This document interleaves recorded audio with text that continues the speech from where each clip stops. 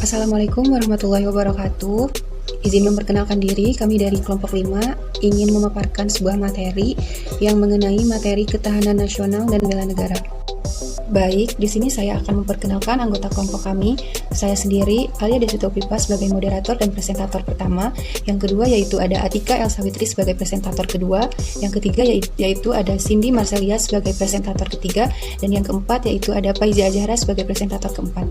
Berikutnya yaitu ada Ismi Rajti sebagai presentator kelima, Nindya Agrita sebagai presentator keenam, Witri Mailia Sari sebagai presentator ketujuh, Yeni Hoirunisa sebagai presentator ke-8, dan yang terakhir Yunifa Nulani Ajmi sebagai presentator terakhir.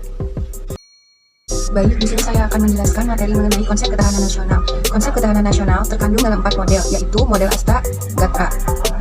Model ini merupakan perangkat hubungan bidang-bidang kehidupan manusia dan budaya yang berhubungan di atas bumi ini dengan memanfaatkan segala kekayaan alam yang dapat dicapai dengan menggunakan kemampuan aspek kehidupan di Trigatra kehidupan alam, yaitu yang pertama ada Gatra letak geografis, Gatra keadaan dan kekayaan alam, Gatra keadaan dan kemampuan penduduk. Sedangkan pasca Gatra kehidupan sosial, yaitu yang pertama ada Gatra ideologi, Gatra politik, Gatra ekonomi, Gatra sosial budaya, dan Gatra ketahanan keamanan. Antara Trigatra dan pasca Gatra serta itu sendiri terdapat hubungan timbal balik dan lazim disebut hubungan dengan ketergantungan. Oleh karena itu, Trigatra dan pasca Gatra tergambar dengan jelas secara utuh menyeluruh di dalam Asta Gatra. Sekian dari saya, terima kasih. Assalamualaikum warahmatullahi wabarakatuh. Saya Atika Elsawitri sebagai presentator kedua ingin melanjutkan materi yang disampaikan oleh presentator pertama. Model Morgenthau. Model ini bersifat deskriptif kualitatif dengan jumlah Gatra yang banyak.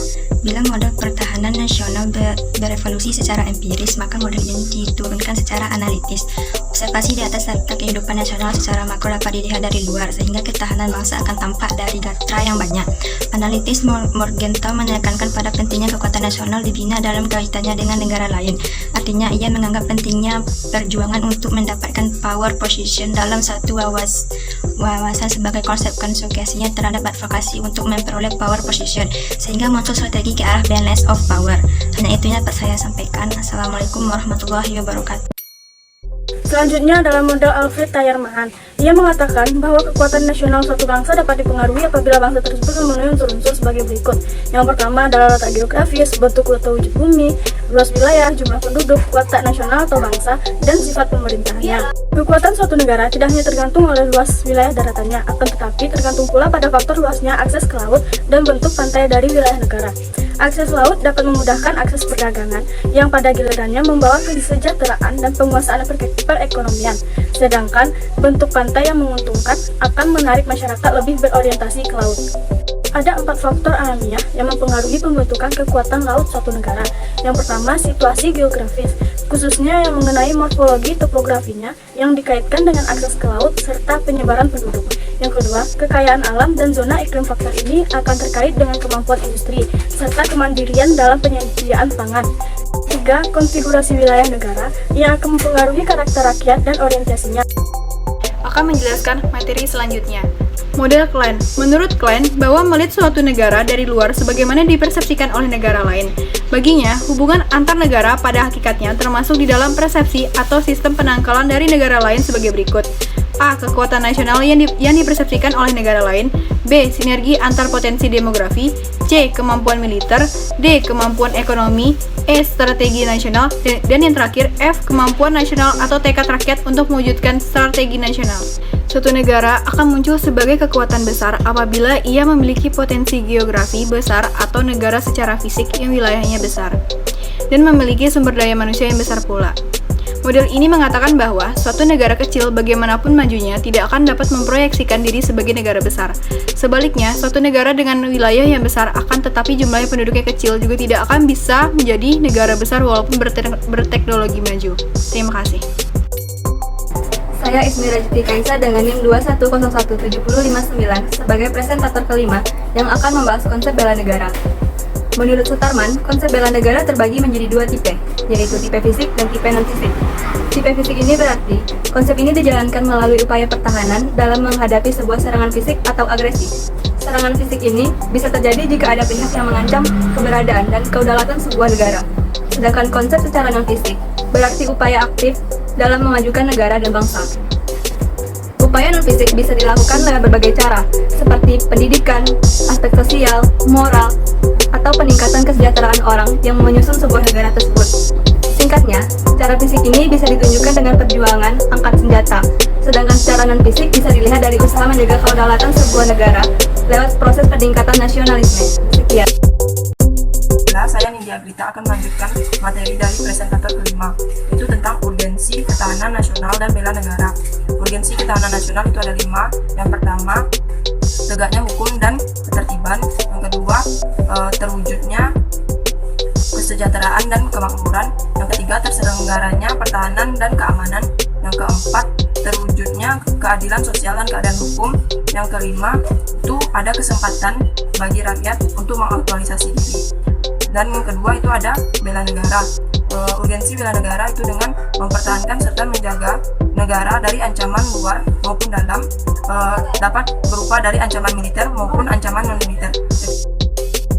Saya Witri Meliasari dengan NIM 2101789 dari Prodi Bahasa dan Sastra Indonesia NK. Saya akan melanjutkan materi tentang alasan mengapa perlunya ketahanan nasional dan bela negara. Sebagai warga negara Indonesia yang memiliki banyak keberagaman, pasti memiliki banyak ancaman baik dari luar maupun dari dalam. Maka ketahanan nasional adalah satu penangkal agar tidak terjadinya ancaman, tantangan, dan hambatan. Begitu pula dengan bela negara. Bela negara diadakan atau sikap bela negara diperlukan agar Indonesia ini mencapai titik keadilan, kedisiplinan, dan ketahanan dan keamanan.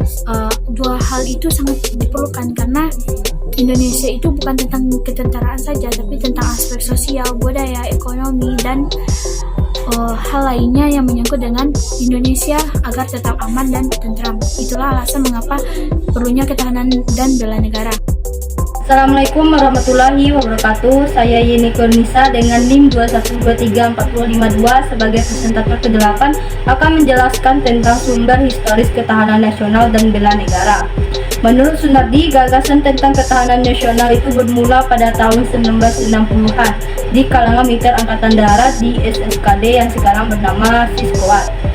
Masa itu dipengaruhi oleh komunisme yang berasal dari Uni Soviet dan Cina yang meluas sampai kawasan Indochina sehingga negara Laos, Vietnam, dan Kamboja menjadi negara komunis. Pada tahun 1960 terjadi gerakan komunis di Filipina, Malaysia, Singapura, dan Thailand. Bahkan di Indonesia juga terjadi pemberontakan pada 30 September 1965. Pemikiran tersebut dilanjutkan oleh Lembaga Pertahanan Nasional dengan dimunculkannya istilah kekuatan bangsa. Lalu pada tahun 1969 lahirlah istilah ketahanan nasional dan diperluas pada 1972 menjadi ancaman, tantangan, hambatan, dan gangguan atau disingkat menjadi ATHG. Akhirnya pada tahun 1972 dimunculkan konsepsi ketahanan nasional yang telah diperbaharui, dan akhirnya pada tahun 1973 secara resmi konsep ketahanan nasional dimasukkan ke dalam GBHN, yakni TAP MPR nomor 4 MPR 1978. Di sini saya akan menyampaikan materi tentang sumber sosiologis ketahanan nasional dan bela negara. Ketahanan nasional tidak hanya ada ancaman dari luar saja, tetapi berbagai aspek kehidupan di dalam negara juga terdapat ancaman yang sifatnya non-fisik dan non-militer. Karena itu, penting bagi kita mengetahui kondisi suatu negara terlebih dahulu sebelum melihat ancaman dari luar. Secara sumber sosiologis, ketahanan nasional bermula dari ancaman setelah Perang Dingin terhadap budaya dan kebangsaan. Inti ketahanan nasional pada dasarnya berada pada tataran mentalitas bangsa Indonesia sendiri dalam menghadapi dinamika materi itu sendiri. Selanjutnya, sumber politis ketahanan nasional dan bela negara. Sumber politik ketahanan nasional di masa ini sangat dipengaruhi oleh kondisi ketidakadilan sebagai musuh bersama. Konsep ketahanan yang tidak hanya ketahanan nasional, tetapi sebagai konsepsi yang berlapis atau ketahanan berlapis. Lembaga Ketahanan Nasional atau Lemhanas RI sebagai lembaga yang mengembangkan konsep ketahanan nasional Indonesia sudah membuat badan khusus yang bertugas mengukur tingkat ketahanan Indonesia. Badan ini dinamakan Laboratorium Pengukuran Ketahanan Nasional. Sekian presentasi dari saya kembalikan ke moderator.